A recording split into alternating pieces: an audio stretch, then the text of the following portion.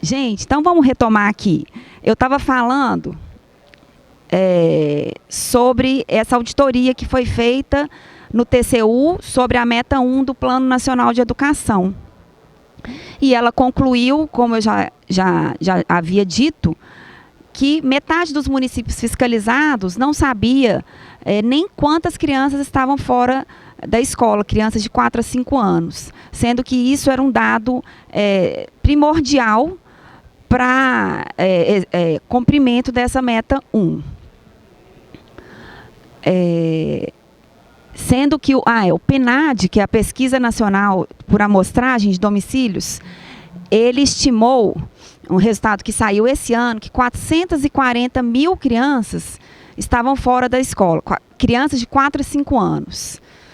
E aí nos deparamos com essa realidade, né, que metade dos municípios fiscalizados não sabiam quantas que tinham nos seus próprios municípios, quantas estavam fora da escola. E aí, foi só, poderia citar aqui milhões de exemplos de falta de planejamento, de deficiências na gestão, mas como o tema que me foi proposto hoje é o financiamento da educação, eu vou me deter nesse tópico a partir de agora. Aí o primeiro... Obrigada. Como eu já havia dito também, há uma celeuma muito forte entre os especialistas de educação sobre o real problema da educação, se é a má gestão dos recursos públicos ou o subfinanciamento. Muitos consideram, né, que na verdade são os dois problemas que devem ser enfrentados de forma conjunta. E aí agora vamos fazer uma volta ao mundo para perceber como é o financiamento da educação em outros países. Tem um relatório que chama Education at a Glance, da OCDE, Organização de Cooperação e Desenvolvimento Econômico. Essa organização ela é composta pelos países mais ricos do mundo, e para esse relatório eles convidam outros países para fazer parte como países parceiros. O Brasil é um deles. E esse relatório ele classifica alguns dados da educação, entre eles o financiamento de acordo com o percentual do PIB. Então aí a gente tem aqui a média dos países da OCDE, dos membros da OCDE, que são os países ricos. Esses países gastam 4,8% do PIB com educação. O Brasil gasta 5,4% do PIB com educação. A Argentina, 4,6%. E outros países da América Latina, entre 3% e 5%. Aí a gente pode pensar, né, à primeira vista, será que estamos investindo muito em educação? Porque estamos investindo mais do que a média dos países mais ricos do mundo. Mas o problema não é esse. A gente tem que analisar a questão sobre outras variáveis. A primeira delas, o PIB per capita brasileiro é relativamente pequeno se comparado aos países desenvolvidos. Isso faz com que o PIB per capita, o Brasil tenha um PIB per capita menor, que significa menos dinheiro por habitante. Então, essa comparação de modo frio com relação ao PIB, percentual do PIB, ela não se revela muito justa, porque o nosso PIB é menor do que os países desenvolvidos. E temos percentualmente muito mais estudantes que os países desenvolvidos. Estima-se que no Brasil existem 42 milhões de estudantes.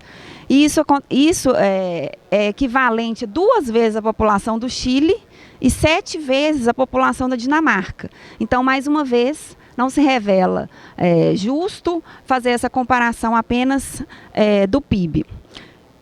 Os países desenvolvidos gastaram no passado mais do que hoje gastam para manter uma educação de qualidade. E isso aconteceu depois do período da Segunda Guerra Mundial. Muitos países, por exemplo, o Japão, fizeram reconstruções no ensino, de forma que hoje eles gastam de forma estabilizada, porque eles já têm uma estrutura adequada. Então, eles só têm que gastar para manter essa estrutura. nós ainda, no Brasil, a gente tem um déficit muito grande na educação, principalmente com relação à estrutura de escolas. Então, por esse viés também, se justifica um gasto maior na educação. Então, por isso que a comparação deveria ser feita com relação ao valor de investimento por aluno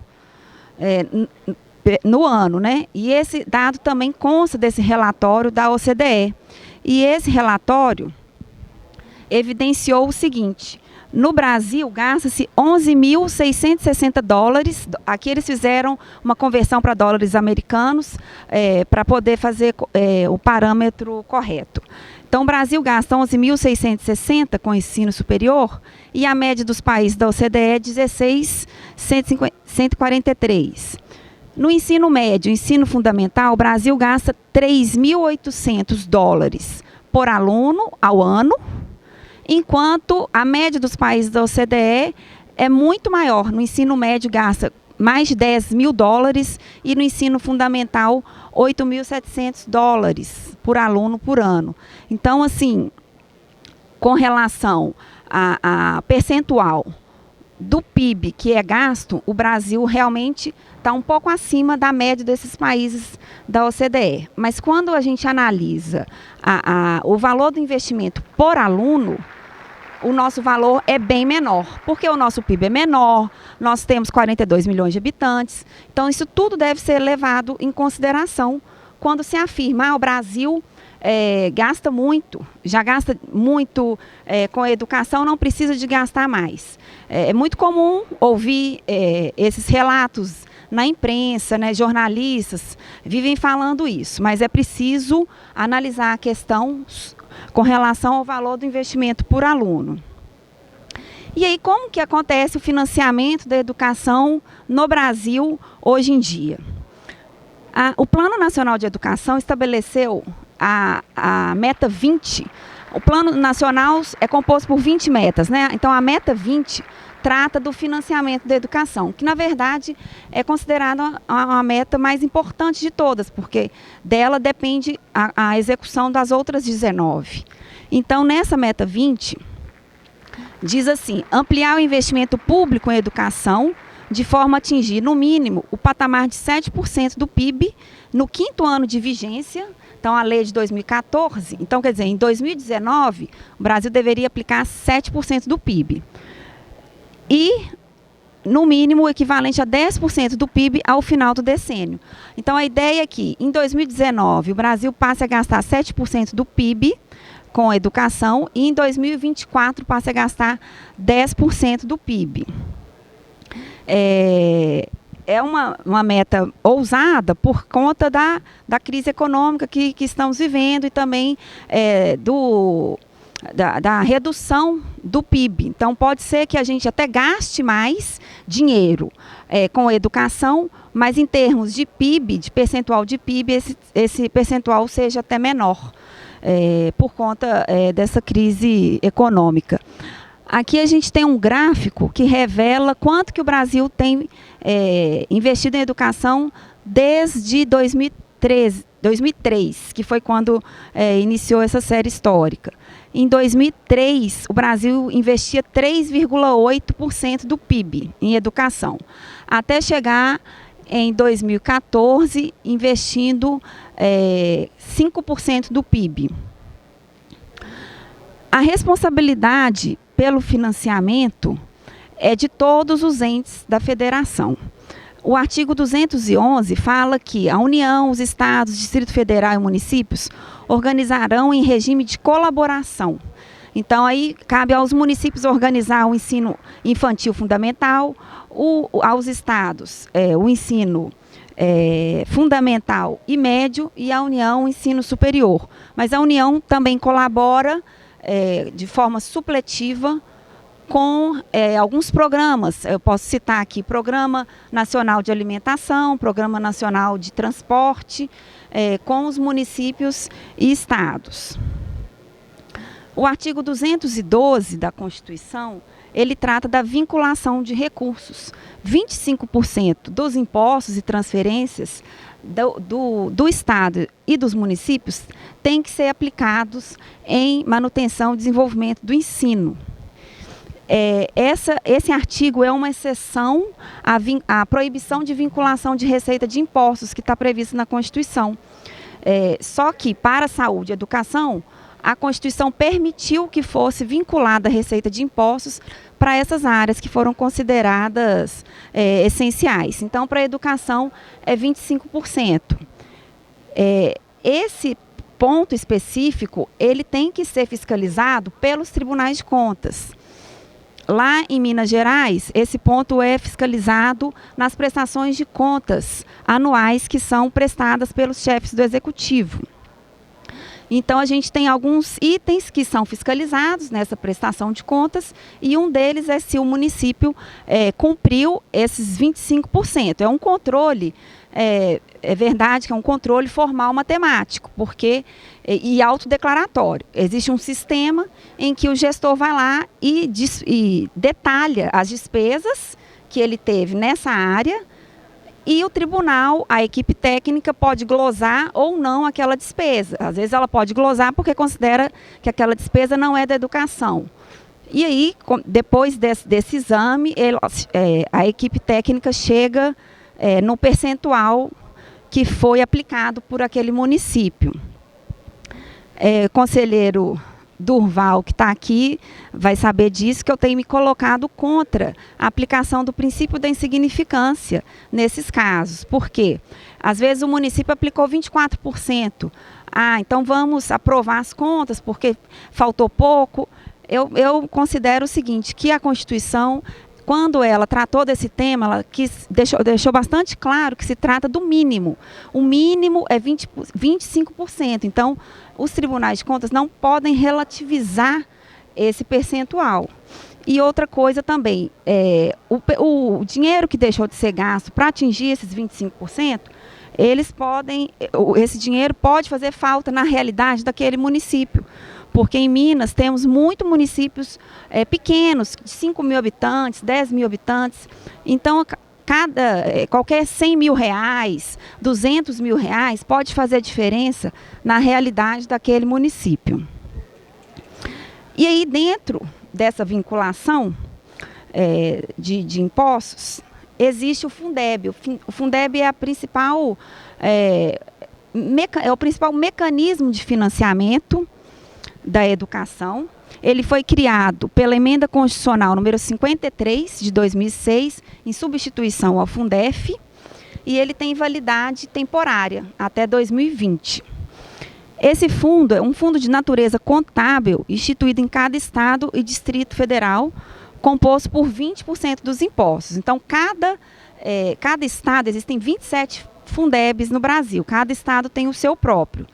E ele é composto de 20% das receitas de impostos estaduais e impostos municipais, né? Cotas partes de impostos municipais e estaduais.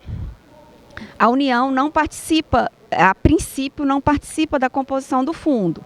O município tem que colocar no fundo cota parte de imposto federal que compete a ele. Mas a União própria, ela não participa diretamente da composição desses recursos a princípio. Então, o que mais é ressaltado com relação ao Fundeb é a sua função redistributiva, porque os recursos são redistribuídos para as redes de acordo com o número de alunos matriculados. Isso faz com que o gasto do Fundeb por aluno seja exatamente o mesmo para todos os alunos dentro do estado. Então, não importa se o aluno está matriculado no município rico ou no município mais vulnerável. Todos vão ter o mesmo repasse do mesmo valor. E aí, quem estipula, né, quem estima a composição desses fundos e estabelece qual o valor médio é o MEC, junto com o Ministério da Fazenda. Todos os anos é publicada uma portaria ao final do ano para estabelecer a estimativa do Fundeb para o ano seguinte. E aí nós temos aqui essa portaria 10 de 2017, que estipulou que o valor anual por aluno em Minas Gerais seriam esses: creche e ensino fundamental, R$ 3.195 por ano. Esse valor é anual. Aluno fundamental dos anos finais, 3.514. E ensino médio, 3.994. Existe uma subvinculação do Fundeb, que é o seguinte: pelo menos 60% dos recursos anuais totais dos fundos serão destinados ao pagamento da remuneração dos profissionais do Magistério da Educação Básica em efetivo exercício na rede pública. Com isso, pretendeu-se conferir uma valorização dos profissionais de educação, de modo que 60% desses recursos têm que ser pagos, têm que ser utilizados para pagamento de remuneração dos profissionais de educação. Os outros 40% podem ser aplicados em infraestrutura, em outras questões que não sejam de remuneração. A participação financeira da União no Fundeb. Como eu disse, o Fundeb, a princípio, é composto por impostos estaduais e municipais. Mas a União complementará os recursos dos fundos sempre que o valor médio ponderado por aluno não alcançar o mínimo definido nacionalmente. E essa complementação da União é no mínimo de 10%. E qual é esse valor mínimo definido nacionalmente? Segundo a portaria número 10 de 2017, esse valor é 3.016. Ou seja, aqueles fundos estaduais que não conseguirem esse valor mínimo na média ponderada por aluno, a União tem que complementar o fundo. E atualmente a União complementa 9 fundos no Brasil todo, que são os estados do Nordeste e alguns do Norte. Então, Alagoas, Amazonas, Bahia, Ceará, Maranhão, Pará, Paraíba, Pernambuco e Piauí recebem essa complementação de 10% da União. Uma coisa que é muito criticada também pelos especialistas é a contribuição da União com relação à educação básica. A União contribui para a educação básica, que é o objeto do Fundeb, coisa de 3 bilhões e 600 milhões, que é exatamente o valor correspondente aos 10%, do Fundeb. Obviamente que ainda tem aqueles programas de alimentação e de transporte, mas com relação ao dinheiro que ela aporta no Fundeb, é esse, 13 bi. Ao passo que os gastos da União com o FIES, que é um sistema de financiamento do ensino superior, a União gastou em 2016 32 bilhões e 200 milhões. Então é muito criticado isso porque o gasto com o FIES é um gasto para um jovem que já está prestes a entrar na faculdade e ele já pode votar. Então ele é muito criticado por conta disso, que a União estaria dando muito mais valor a esse jovem que já pode votar e deixando para trás a educação básica, investindo pouco na educação básica, na formação das crianças e principalmente na educação infantil. Mas, afinal de contas, quanto custa a educação de qualidade por aluno no Brasil? Porque até agora a gente falou o quê? De um fundo contábil para o qual são destinados 20% das receitas. Desse fundo é dividido pelo número de alunos matriculados e aí é isso, o valor da divisão desse fundo é o valor que é enviado para as escolas fornecerem a educação. Mas em nenhum momento falou como seria a educação, quanto seria a educação de qualidade. Que a gente não está, até então a gente não está tratando de educação de qualidade, a gente está tratando o quê? De divisão de um fundo de acordo com o número de alunos matriculados, independente se esse valor é suficiente ou não. Essa é a realidade hoje. Mas existem alguns mecanismos que poderiam ser utilizados para a gente conseguir aferir quanto que seria necessário, qual valor seria necessário para oferecer uma educação de qualidade. padrão mínimo de qualidade está previsto em várias normas. Constituição, na LDB, no próprio Plano Nacional de Educação já está previsto. Ou seja, o dever do Estado em fornecer uma educação não é somente no acesso à educação, é fornecer uma educação de qualidade, né? Então, quanto seria essa educação de qualidade? Meu tempo já está esgotado, então eu vou tratar de forma bastante rápida esse tema, mesmo porque é o tema do professor Marcelino na próxima palestra. Só vou comentar o seguinte, que no Plano Nacional de Educação foi instituído um mecanismo que chama CAQI, Custo Aluno Qualidade Inicial. É um mecanismo que traduz em valores quanto o Brasil precisa investir por aluno ao ano em cada etapa para garantir ao menos um padrão mínimo de qualidade. Contempla condições e insumos materiais e humanos mínimos para que professores consigam ensinar e para que alunos possam aprender. Parece que é uma coisa meio óbvia, mas é isso que a gente tem tido no Brasil hoje, a crise de aprendizagem. Então, o que o CAQI visa combater é exatamente isso, que os alunos possam sair da escola com conhecimentos necessários para alcançar o mercado de trabalho e a vida adulta. Então, o CAQI está expressamente